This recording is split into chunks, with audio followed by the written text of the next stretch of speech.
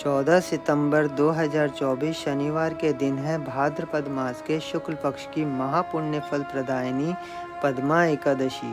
तो आइए श्रवण करते हैं पद्मा एकादशी के महात्म्य से युक्त इसकी पावन कथा, जिसे धर्मराज युधिष्ठिर के पूछने पर भगवान श्री कृष्ण ने और देव ऋषि नारद जी के पूछने पर ब्रह्मा जी ने सुनाई थी। महाराज युधिष्ठिर ने पूछा, केशव, कृपया यह बताइए कि भाद्रपद मास के शुक्ल पक्ष में जो एकादशी होती है उसका क्या नाम है, उसके देवता कौन है और उसकी विधि क्या है। भगवान श्री कृष्ण बोले, राजन, इस विषय में मैं तुम्हें आश्चर्यजनक कथा सुनाता हूँ, जिसे ब्रह्मा जी ने महात्मा नारद से कहा था। नारद जी ने पूछा, चतुर्मुख, आपको नमस्कार है। मैं भगवान विष्णु की आराधना के लिए आपके मुख से यह सुनना चाहता हूँ कि भाद्रपद मास के शुक्ल पक्ष में कौन सी एकादशी होती है। ब्रह्मा जी ने कहा, मुनिश्रेष्ठ, तुमने बहुत उत्तम बात पूछी है, क्यों ना हो वैष्णव जो ठहरे। भादों के शुक्ल पक्ष की एकादशी पद्मा के नाम से विख्यात है। उस दिन भगवान ऋषिकेश की पूजा होती है। यह उत्तम व्रत अवश्य करने योग्य है। सूर्य वंश में मानधाता नामक एक चक्रवर्ती सत्य प्रतिज्ञ और प्रतापी राज ऋषि हो गए हैं। वे अपने औरस पुत्रों की भांति धर्म पूर्वक प्रजा का पालन किया करते थे। उनके राज्य में अकाल नहीं पड़ता था, मानसिक चिंताएं नहीं सताती थी और व्याधियों का प्रकोप भी नहीं होता था। उनकी प्रजा निर्भय तथा धन धान्य से समृद्ध थी। महाराज के कोष में केवल न्यायोपार्जित धन का ही संग्रह था। उनके राज्य में समस्त वर्णों और आश्रमों के लोग अपने अपने धर्म में लगे रहते थे। मानधाता के राज्य की भूमि कामधेनु के समान फल देने वाली थी। उनके राज्य काल में प्रजा को बहुत सुख प्राप्त होता था। एक समय किसी कर्म का फल भोग प्राप्त होने पर राजा के राज्य में 3 वर्षों तक वर्षा नहीं हुई। इससे उनकी प्रजा भूख से पीड़ित हो नष्ट होने लगी। तब संपूर्ण प्रजा ने महाराज के पास आकर इस प्रकार कहा। प्रजा बोली, नृपश्रेष्ठ, आपको प्रजा की बात सुननी चाहिए। पुराणों में मनीषी पुरुषों ने जल को नार कहा है। वह नार ही भगवान का अयन अर्थात निवास स्थान है, इसलिए वे नारायण कहलाते हैं। नारायण स्वरूप भगवान विष्णु सर्वत्र व्यापक रूप में विराजमान हैं। वे ही मेघ स्वरूप होकर वर्षा करते हैं। वर्षा से अन्न पैदा होता है और अन्न से प्रजा जीवन धारण करती है। नृपश्रेष्ठ, इस समय अन्न के बिना प्रजा का नाश हो रहा है। अतः ऐसा कोई उपाय कीजिए जिससे हमारे योगक्षेम का निर्वाह हो।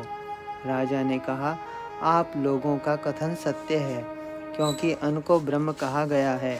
अन्न से प्राणी उत्पन्न होते हैं और अन्न से ही जगत जीवन धारण करता है। लोक में बहुधा ऐसा सुना जाता है तथा पुराणों में भी बहुत विस्तार के साथ ऐसा वर्णन है कि राजाओं के अत्याचार से प्रजा को पीड़ा होती है। किंतु जब मैं बुद्धि से विचार करता हूँ तो मुझे अपना किया हुआ कोई अपराध नहीं दिखाई देता। फिर भी मैं प्रजा का हित करने के लिए पूर्ण प्रयत्न करूँगा। ऐसा निश्चय करके राजा मानधाता इन्हें गिने व्यक्तियों को साथ ले विधाता को प्रणाम करके सघन वन की ओर चल दिए।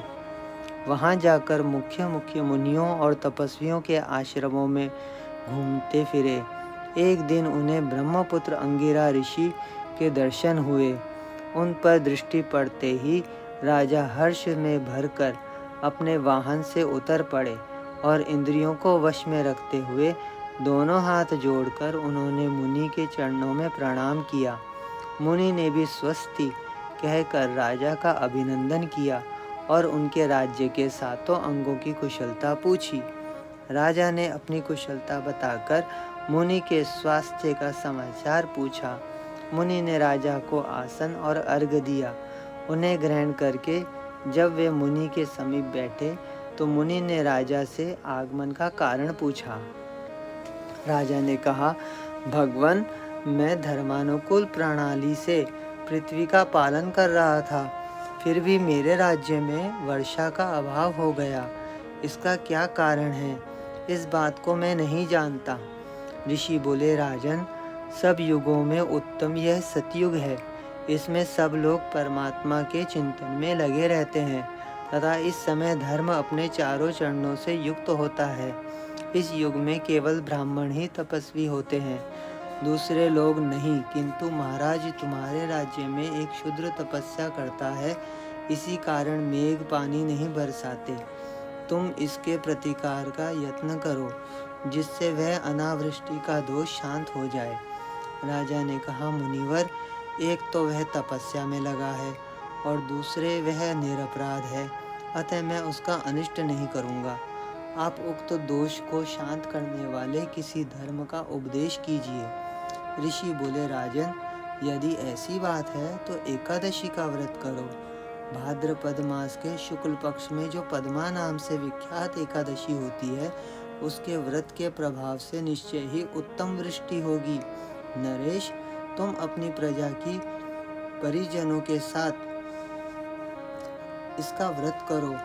ऋषि के यह वचन सुनकर राजा अपने घर लौट आए। उन्होंने चारों